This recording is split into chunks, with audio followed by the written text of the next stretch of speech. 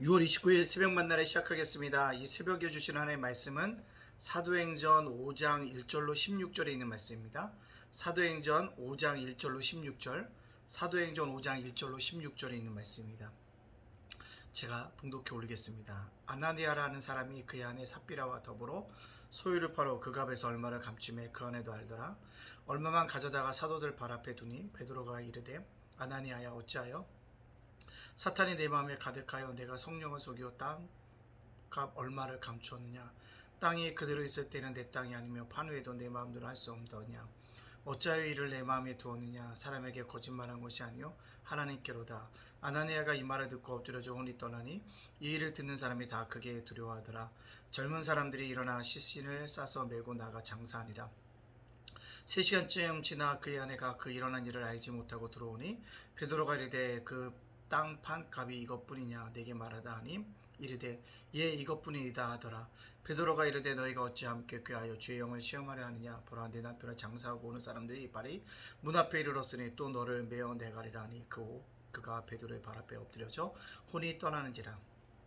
젊은 사람들이 들어와 죽은 것을 보고 메어다가 그의 남편 곁에 장사하니 온 교회가 이를 듣는 사람이 다 크게 두려워하니라. 사도들의 손을 통하여 민간의 표적과 기사가 많이 일어나매 믿는 사람이 다 마음을 같이하여 솔로몬 행각에 모이고 그 나머지는 감히 그들과 상종하는 사람이 없으나 백성이 친송하더라. 믿고 주께로 나아오는 자가 더 많으니 남녀의 큰 무리더라. 심지어 병든 사람을 메고 거리에 나가 침대와 요 위에 누이고 베드로가 지날 때 혹 그의 그림자라도 누구에게 덮일까 바라고 예루살렘 부근에 수많은 사람들도 모여 병든 사람과 더불어 귀신에게 괴로움 받는 사람을 데리고 와서 다 나음을 얻으리라. 아멘. 오늘 새벽 만나러 싸울 수 있도록 허락하신 하나님께 감사하고요. 오늘도 말씀으로 하루를 열어가는 여러분들 주님의 이름으로 축복합니다. 오늘도 성령 하나님께서 우리를 주장하시는 하루가 되어지시기를 간절히 원하고요. 성령 하나님께서 말씀하실 때 순종할 수 있는 우리 모두가 되어지기를 간절히 소원합니다. 오늘 말씀 속에 보면 참 신앙이 무엇인가, 참 믿음이 무엇인가를 보여주고 있습니다. 또 한편으로는 참 믿음으로 행하지 못했대 두려웠다라는 사실들을 다시 한번 깨닫게 되어집니다. 무엇 때문에 그럴까요? 아나리아와 삽비라 사건 때문에 그렇습니다. 초대교회에 기록되어 있는 어떻게 보면 하나님께서 징계를 내려주시는 귀한 사건입니다. 앞전에는 바나바가 귀하게 자신의 반을 드렸잖아요. 그래서 많은 사람들에게 친송을 받았습니다. 위로의 아들이라는 평가도 받았습니다. 아마 그를 보면서 어떤 시기 질투가 있었던 것 같아요. 나도 저렇게 칭찬을 받고 싶어 라는 마음이 들지 않았나 생각이 듭니다. 그래서 바나바처럼 자기도 자신의 땅을 팔아서 하나님께 드리기로 약속했습니다. 근데 땅을 막상 팔아보니까 아깝다는 거죠. 그래서 일부를 감추고 일부를 하나님 앞에 드린다는 것입니다. 근데요, 성경은 분명히 이 마음이 누가 주셨다고 얘기합니까? 성령 하나님이 주신 마음이 아니라 사탄이 준 마음이었다라고 얘기하고 있습니다. 이것을 보면 우리가 때때로 이 땅을 살아가는 그리스도인들도 사탄이 우리들의 마음을 유혹할 때가 있고 시험할 때가 있음을 발견하게 되어집니다. 그럴 때 이 시험을 잘 이길 수 있는 믿음의 백성이 되어져야 합니다. 사탄의 마음에 그것을 받아들이게 되어지면 사탄의 길을 걸어갈 수밖에 없다는 것입니다. 그러나 우리가 하나님의 길을 걸어가려면 하나님의 말씀을 들어야 한다라는 것입니다. 결국 이르는 베드로가 알게 되어졌고 성령께서 물론 알게 하셨죠. 그 다음에 뭐합니까?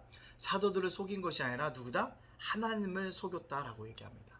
결국 두 부분은 목숨을 잊고 만다는 것을 우리에게 보여주고 있습니다. 여러분들, 사람에게 보이려고 헌신하는 것 온전한 헌신이 아니라는 거죠. 사람에게 보이려고 하는 것 옳은 것이 아닙니다. 하나님 앞에 보여져야 한다는 것입니다. 때때로 우리가 이 땅을 살아가는 동안에 때때로 사람을 의식하면서 헌신하고 봉사할 때가 종종 있잖아요. 솔직하게. 그러나 그것을 우리가 뭡니까? 멀리해야 한다는 거죠. 하나님 앞에 헌신하고 정말로 하나님 앞에 바르게 살아갈 수 있는 저와 여러분이 되어지기 원합니다. 사람의 보시기가 아니라 하나님 보시기에 나를 어떻게 평가하실까라는 것을 믿고 살아가야 한다는 것입니다. 오늘도 예담교를 이끌어가는 저도요, 하나님 보시기에 코람되어 신앙을 가지고 살아가려고 애쓰고 있습니다.